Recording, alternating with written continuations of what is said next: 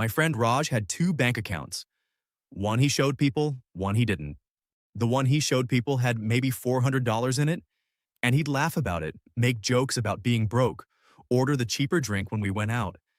The one he didn't show anyone was quietly sitting at over $180,000.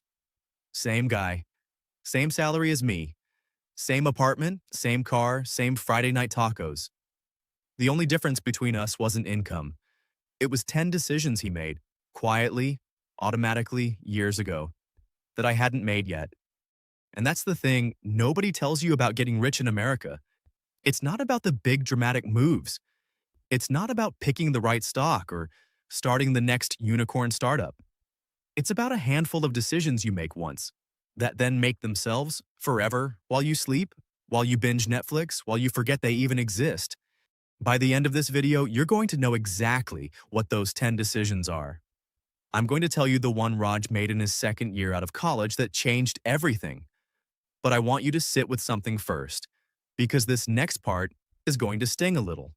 The average American with a six-figure income is still one missed paycheck away from panic.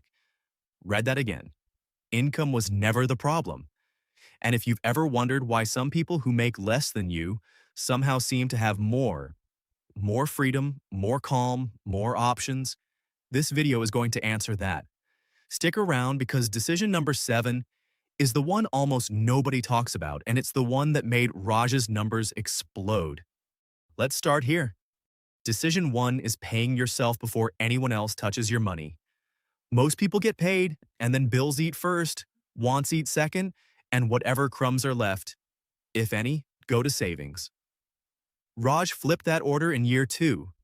The moment his paycheck landed, 20% left before he even saw it, automatically, into an account he couldn't casually access. He told me later he didn't even remember doing it most months. That's the point. Willpower runs out.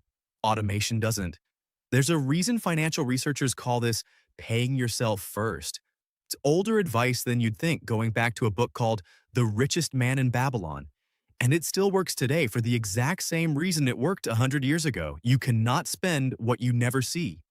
Here's the part that actually rewires how you think about this. If you wait to save what's left over, you'll always find a reason for there to be nothing left over. Rent goes up. Friends get married. Your phone screen cracks at the worst possible time.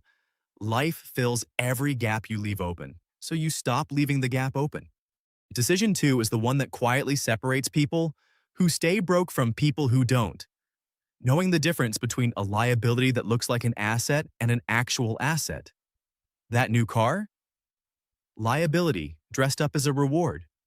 That investment property that costs you money every single month? Also a liability, just wearing a nicer outfit. An asset is something that puts money in your pocket without you lifting a finger. Robert Kiyosaki drilled this into a generation of readers, and it's simple enough to feel obvious once you hear it. But almost nobody applies it in the moment they're standing in the dealership with the new car smell hitting them in the face. You know that feeling? The tightness in your chest right before a big purchase, followed by the rush right after? That's not happiness. That's dopamine pretending to be a financial decision. The people who build wealth automatically have learned to feel that rush and just let it pass, like a wave. Not fight it, not shame themselves for having it, just watch it go by. Which brings us to decision 3, and this one's uncomfortable. So brace yourself. Track every dollar for 30 days. Not forever, just 30 days. Most people have no idea where $600 to $900 a month disappears to. It's not one big thing, it's 14 small things. The app subscriptions you forgot about, the DoorDash I'm too tired to cook nights, the impulse Target run that started as just milk. When Raj did this exercise, he found $380 a month in stuff he genuinely couldn't remember buying. That's $4,560 a year. That's a Roth IRA contribution. That's a semester of a kid's tuition, 10 years from now, compounding quietly the whole time. Now here's your first real reward for sticking with me this long. The number that should genuinely shake you. If you invest $500 a month starting at 25 and you get an average 8% return, which is roughly what the market has done over long stretches of history, you'll have over $1.7 million by 65. Not from getting rich quick, from getting rich slow and boring and consistent. Money doesn't care about your excuses. It just compounds while you argue with yourself about whether you're ready to start. Decision 4. Automate your investing the same way you automated your savings. This is the one people resist the most because it feels like it should require more thought than it does. It doesn't. Set it, forget it, let time do what time does. The people obsessively checking their portfolios every day, riding the emotional roller coaster of every dip and spike, study after study shows they underperform the people who just don't look. There's actual data on this. Investors who trade the most tend to earn the least because emotion is expensive. Fidelity once found that some of their best performing accounts belonged to people who had literally forgotten they had an account. Dead accounts. People who'd passed away, nobody touched them. They just grew. Let that sink in for a second. The best investment strategy might genuinely be doing less, not more. Decision 5 is building what people call an emergency fund. But I want you to think of it differently. Think of it as buying yourself the ability to say no. 3 to 6 months of expenses, sitting somewhere boring and liquid, not because you're planning for disaster, but because that money is what lets you walk away from a toxic job, negotiate harder, take the leap on the thing you actually want to do. Broke people say yes to things out of fear. Wealthy people say no out of choice. That fund is the difference between those two sentences. Decision 6, and this is where a lot of people get quietly stuck for years, is understanding that debt isn't one thing. There's debt that's slowly draining you, like a 24% credit card balance, and there's debt that's working for you, like a 3% mortgage on an appreciating asset. Treating all debt like it's evil keeps people paralyzed. Treating all debt like it's fine keeps people broke. The wealthy learn to tell the two apart and attack only the one that's actually bleeding them. Now, I promised you decision 7 earlier, the one almost nobody talks about. Here it is. It's not a money decision at all, it's a relationship decision. You become financially who your 5 closest people are on average, not metaphorically, literally, mathematically in terms of habits. If your friend group treats spending as identity, treats debt as normal, treats "I deserve this" as a financial plan, you will drift there too, slowly, without noticing. The same way you pick up an accent from the city you live in. Raj didn't just change his bank account. He changed who he had dinner with on Fridays. That's the uncomfortable one. That's the one people skip past because it's easier to change a spreadsheet than a friendship. And this is where everything flips. Because here's the truth almost nobody says out loud. None of this is about money at all. It's about identity. Every financial decision is a vote for who you believe you are. Skip the impulse buy and you just told your brain, "I'm someone who thinks ahead." Buy it anyway, and you told your brain something else entirely. Do that enough times in either direction, and eventually your brain stops needing convincing. It just acts. That's what automatic wealth actually is. Not a system, not a spreadsheet, a rebuilt identity that makes the right decision without a debate every single time. Decision 8 is increasing your income deliberately, not accidentally.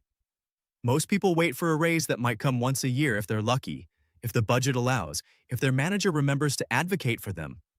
Wealthy people build a second stream on purpose, a skill they can sell, a small side business, freelance work in the evenings.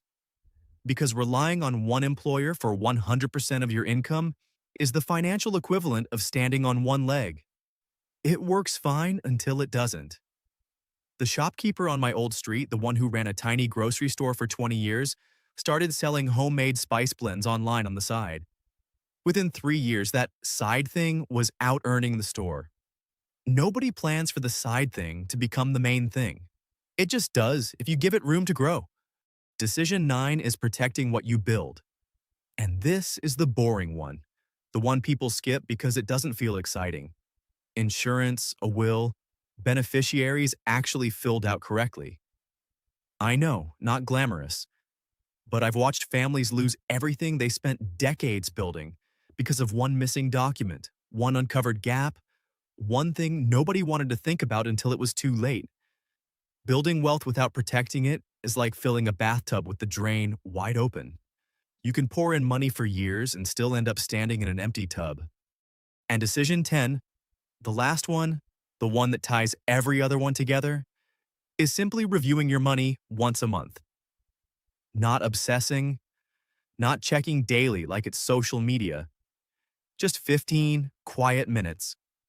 Once a month, where you look at what's actually happening versus what you assumed was happening. That's it.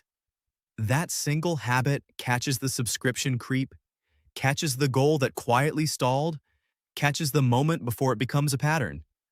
The people who stay wealthy aren't smarter than everyone else. They just look more often than most people are willing to. So here's the truth underneath all 10 of these. None of them require you to be a genius. None of them require some secret system rich people are hiding from you. They require you to make the decision once correctly and then let time and automation carry the weight you used to carry with sheer willpower. Raj didn't get lucky. He wasn't smarter than me. He just made 10 boring decisions in his 20s that I made in my 30s instead. And that 10-year gap is worth more than almost any raise either of us ever got. You don't need more discipline. You need fewer decisions standing between you and the life you actually want. Because every decision you automate today is a decision your future self never has to fight for again. If this video added value to your day, share it with your loved ones who need this and subscribe for more insights. I'll see you in the next one.